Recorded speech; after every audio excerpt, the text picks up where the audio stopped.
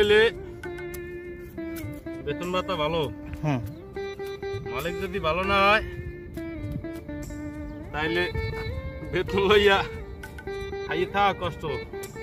আচ্ছা, হ্যাঁ, জানি হইনি যদি কোনো আত্মীয় স্বজন খায় তাই এর মাধ্যমে বিশাল লইয়া বাংলাদেশে লোকাইতে করি। আর যদি কেউ মারফত, কেউ দালালে, কেউ মিডিয়া কথায় 40,000 50,000 বেতন নিয়ে যদি কেউ আয় তাহলে আর ভবিষ্যৎ অন্ধকার। বেতন পাইবে 18,000 টাকা, যা তো খরচ হোক 18,000 টাকা বেতন পাইবে না। তো অনেক দালালে তো বলে এখানে আইলে 40,000 50,000 টাকা বেতন, তারা কি মিথ্যা কথা বলে? ওগুলা চোর চোর, ওগুলো না করলে মানুষের লোভ না তাহলে মানুষ আইবে না। আর আইলে পর মানুষ আর যাইতে পারে না, টাকা ওঠার না পর্যন্ত মানে যাওয়া যায় না, না টাকাটা না সুদ।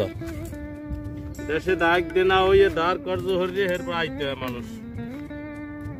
আর পর যখন এই বিপদে পড়ে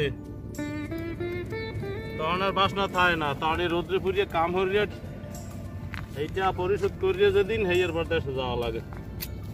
গরমের সময় তো অনেক গরম থাকে, আরে গরম 50-55 ডিগ্রি গরম, ওই গরমে কাজ করতে হয় বাধ্যতামূলক। তখন মালিক ছুটি দেয় না? না, টাইম টু টাইম, সকাল 5টা হইতে বেলা 11টা পর্যন্ত, আবার 2টা হইতে সন্ধ্যা 7টা, কোনো মালিকের 8টা 9টা ভালো লাগে। যারা এখন প্রবাসে আসে নাই তাদের বলে তো বিশ্বাস করানো যায় না আসলে প্রবাসে এত কষ্ট। মানুষের না বুঝলে বিশ্বাস করলে করবে, যদি বিশ্বাস করার হয় করবে, যদি না করে তাহলে আইবে, আইয়া পরবর্তীতে এই কান্দা কানবে। এই দেশে পাইবে 70 টাকা, বাংলাদেশের টাকা 17,000। তার ভিতর তার নিজস্ব খরচ আছে, নিজের খরচা, মোবাইল খরচ আছে, পান সিগারেট খরচ আছে, দোকানপাটে গেলে 2 টাকা খরচ হয়, ইচ্ছা দিয়ে যাইবে 15,000 পাঠানো যায় আর কি। হ্যাঁ, টাকা যাইবে 12-14-15,000 টাকা দেশে।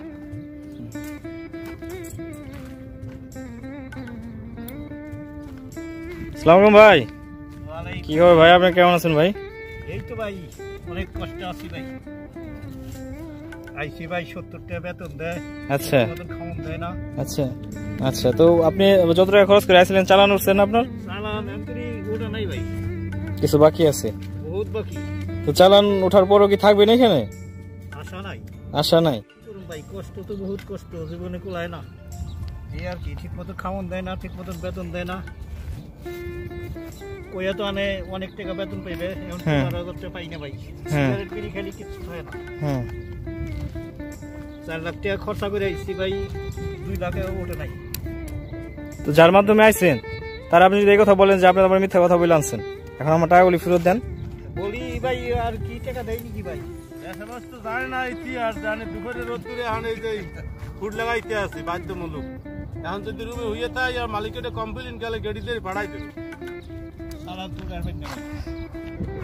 একটাই, এই পৃথিবীতে যেন কোনো মায়ের পুত 5 লাখ টাকা খরচ করিয়া যেন বিদেশে যেন না হয়, এর থেকে যেন এলাকায় দেশে যেন রিস্কে চালায়। যাক ভাই, ধন্যবাদ আপনাদের। ইনশাল্লাহ, আল্লাহ ভরসা। আসসালামু আলাইকুম ভাই, ভালো থাকেন সবাই ইনশাল্লাহ। ওকে।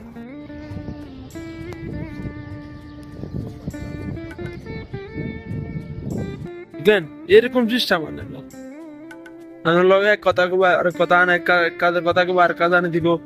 মানে ফোন দিলে ফোন দিত না, মানে আপনারা মানে আনিছে ফালা দিছে যে হে মানে আর কোনো দায়িত্ব নাই এর যে আপনারা একটা খোঁজ খবর নিব, কোনো কিছু করবো ওইটা না।